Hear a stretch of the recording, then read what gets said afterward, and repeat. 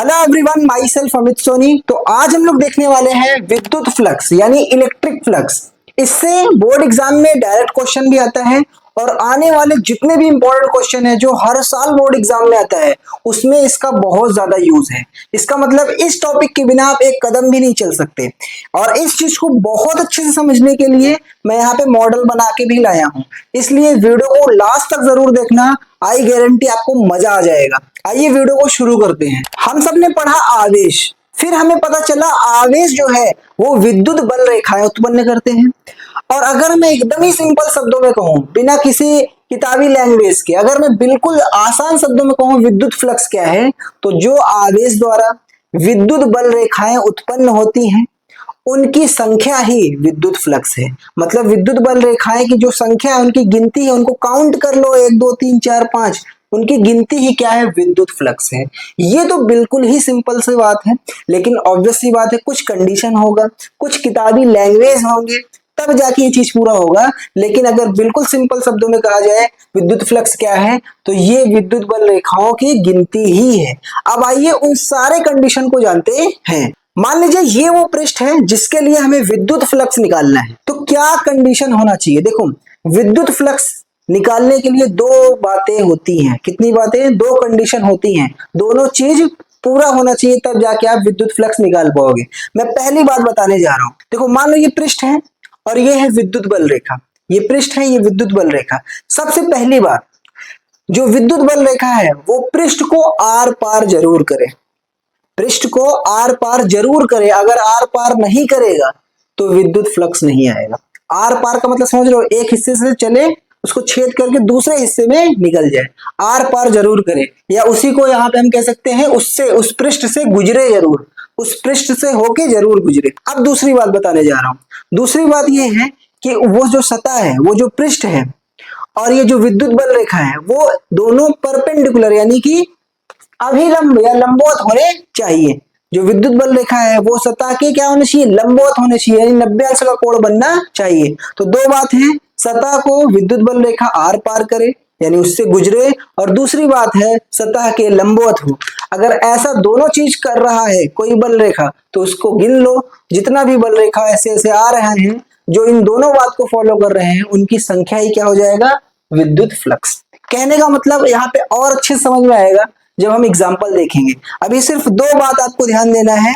सबसे पहली बात, सतह के लंबवत होना चाहिए, और दूसरी बात, उसको आर पार करे, उसको आर पार करे। जैसे आप यहां से भी समझ सकते हो, ये एक सतह लिया गया है और ये जो कील है ये विद्युत बल रेखाएं हैं। ये सतह है और ये जो कील है ये विद्युत बल रेखा है।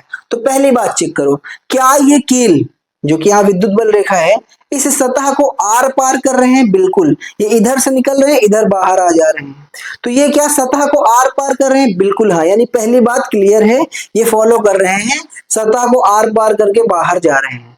दूसरी बात, क्या ये सतह से 90 अंश का कोण बना रहे हैं? बिल्कुल, सतह से 90 अंश का कोण बना रहे हैं, यानी कि सतह के लंबवत है। तो ये दोनों ही बात को क्या फॉलो कर रहे हैं, दोनों बात को मान रहे हैं। जवाब है हाँ, आर पार भी जा रहे हैं, सतह के लंबवत भी हैं। तो ऐसे जितनी भी बल रेखाएं हैं जो इन दोनों बात को मान रहे हैं, उनकी संख्या ही गिन लो, वही विद्युत फ्लक्स है।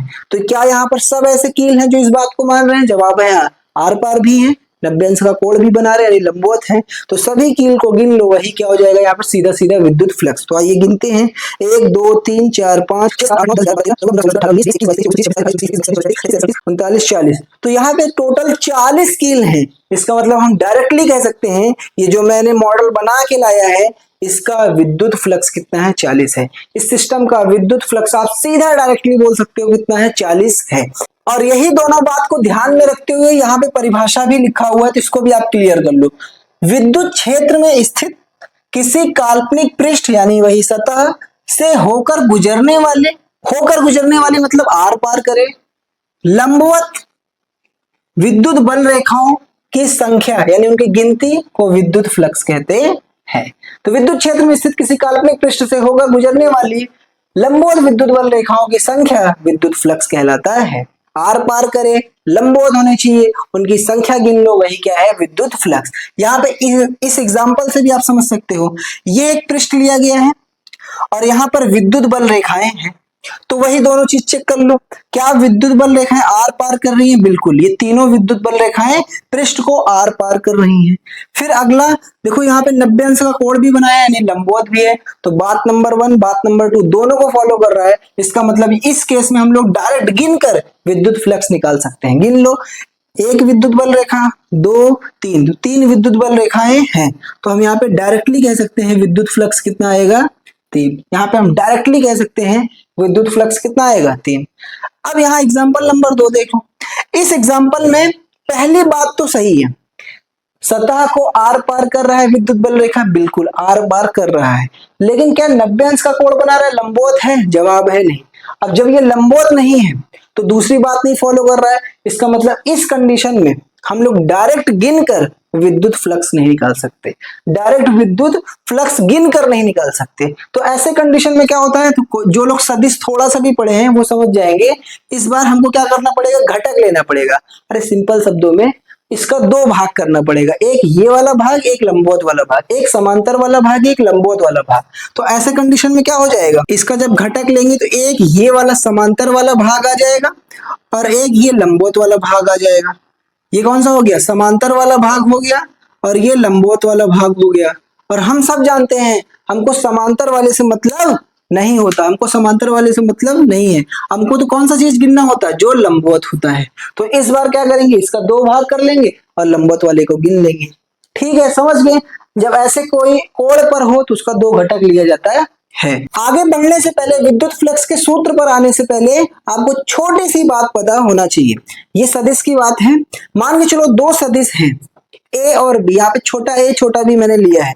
2 सदिश हैं, उनके बीच डॉट लगा हुआ है। 2 सदिश देखो, दोनों के ऊपर एरो लगा है ना, उनके बीच डॉट लगा है, यानी इसको पढ़ेंगे A dot B, A dot B, A vector dot B vector. अगर ऐसे लिखा है तो इसको हम लोग चाहे तो ओपन करके ए बी कॉस थीटा लिख सकते हैं। यहाँ पे समझ लो, ए सदिश डॉट बी सदिश। अगर कभी ऐसा लिखा हो 2 सदिश जिनके बीच में डॉट लगा हो, तो आप इसी को ओपन करके खोल के कैसे लिख सकते हो? A B cos theta. अब देखो, विद्युत फ्लक्स जो है उसको हम लोग फाई ई से दिखाते हैं। सुनना ध्यान से, इस चीज को हम लोग क्या पढ़ते हैं? फाई। क्या पढ़ते हैं? फाई। और इसके पैर के पास होता है ई, इसके निचले वाले हिस्से पैर के पास क्या लगाया जाता है? ई। और इस चीज को पढ़ा जाता है फाई ई। फाई ई, ई आया कहाँ? ऑब्वियस सी बात है, इलेक्ट्रिक फ्लक्स में ई का शब्द लिया गया है। ई, तो इसको पढ़ा क्या जाता है? Phi E. फाई ई मतलब विद्युत फ्लक्स का होता है, विद्युत फ्लक्स को फाई ई से दिखाते हैं। इसके बराबर सूत्र क्या होता है? फाई ई बराबर होता है इंटीग्रेशन ई डॉट डी ए, इंटीग्रेशन ई डॉट डी ए। अब ये सूत्र कहां से आया, इसका डेरिवेशन क्या है, इसको बिल्कुल भी नहीं जानना है, ये हमारे सिलेबस में है ही नहीं। ये हायर स्टडी में जैसे इंजीनियरिंग बीएससी वगैरह इसका डेरिवेशन है, इसलिए हमको बिल्कुल दिमाग नहीं लगाना ये कहां से आया है, बस चुपचाप याद कर लो। फाई ई बराबर integration E dot D A, phi बराबर E dot D A, E dot D A, E dot D A. समझ गए? अब सुनो, आप सोच रहे हो कि इंटीग्रेशन तो ये होता है नॉर्मल, यहां पर बीच में ऐसे गोला क्यों लगा है? तो ये कुछ नया चीज नहीं है। यहां पर गोला लगने का मतलब है सतह। क्या? सतह। गोला का मतलब है इस पूरे सतह का इंटीग्रेशन, जिसके लिए आप फ्लक्स निकाल रहे थे उस पूरे सतह के लिए इंटीग्रेशन। तो ये गोला किस चीज को दिखाता है? सतह को।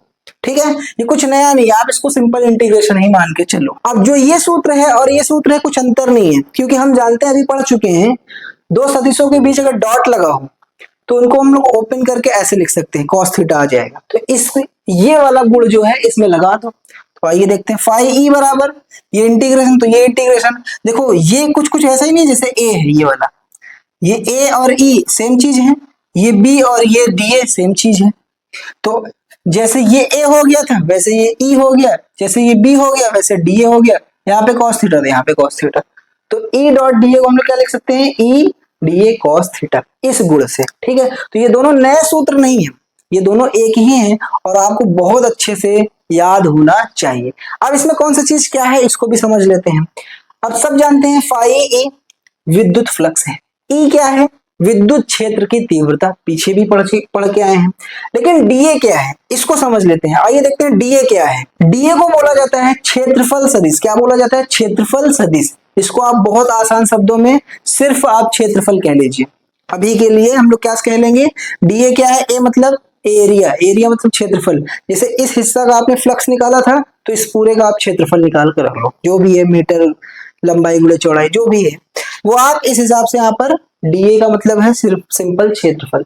बाकी ये क्षेत्रफल सदिश आने वाले लेक्चर में ज्यादा डिटेल में आप समझ पाओगे, जब वहां पे हम लोग निकालेंगे इसको, जानेंगे क्या है, इसको निकालने का क्या तरीका होता है, वो वहां पे आप समझ पाओगे। अभी के लिए आप ये समझ लो इसी का क्षेत्रफल, जिस भी पृष्ठ का आप विद्युत फ्लक्स निकाल रहे हो उसका क्षेत्रफल। आगे सारा कुछ हम जान लिए। थीटा क्या है? थीटा है, ऑब्वियसली बात है, थीटा यहाँ पे लगा है किसके आगे? इन दोनों के आगे, ई और डीए के बीच। तो ये सिंपल थीटा जो है वो ई और डी मतलब डीए के बीच का कोण है। ये जो है थीटा इसके और इसके बीच का कोण है। देखो जो थीटा यहाँ पे लगा होता है वो ए और बी के बीच का कोण होता है, सदिश जो पढ़े वो जानते हैं। तो वैसे ये वाला थीटा ई और डीए के बीच का कोण होता है। आइए देखते हैं विद्युत फ्लक्स यानी फाई ई का मात्रक क्या होता है। देखो मात्रक आप इस सूत्र से निकालो, इस सूत्र के लिए मात्रक क्या निकल के आ जाएगा?